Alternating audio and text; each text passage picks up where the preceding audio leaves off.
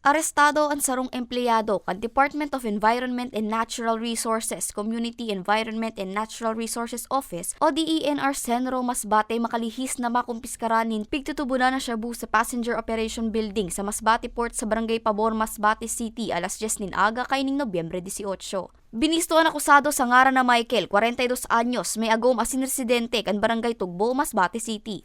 Sigun sa tagapagtaram kan Masbate Provincial Police Office na si Police Captain Estrella Torres, duwang sadit na transparent sa siya na may laog nin pigtutubudan na shabu na may gabat na 1 gramo, asin nagkakantidad din sa 1,800 pesos ang nakuha sa bag kan sospek kan magkondusir ang Philippine Ports Authority nin manual inspection sa mga bagahe. Kaiba pa sa mga nakumpiskar sa sospek ang iba pang drug paraphernalia.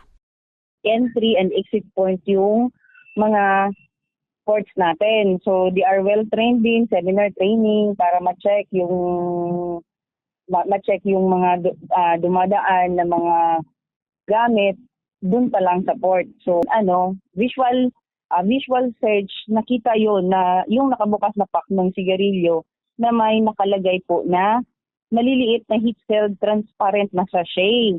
So since trained naman po sila, so alam nila kung ano yung itsura nung shabu.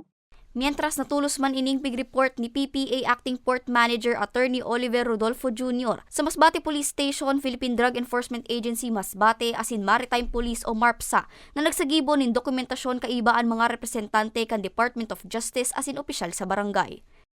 Na-file na po ang kaso nito. Nag-initiate ng filing ang complainant mismo is yung PDEA Masbate. And na-inquest na po siya. Ang custody is nasa Masbate City. Nahampang niya ng sospek sa kasong pagbalgar sa RA 9165 o Comprehensive Dangerous Drugs Act of 2002. Para sa mga baretang Tatak Bicol, Angeline Dagta.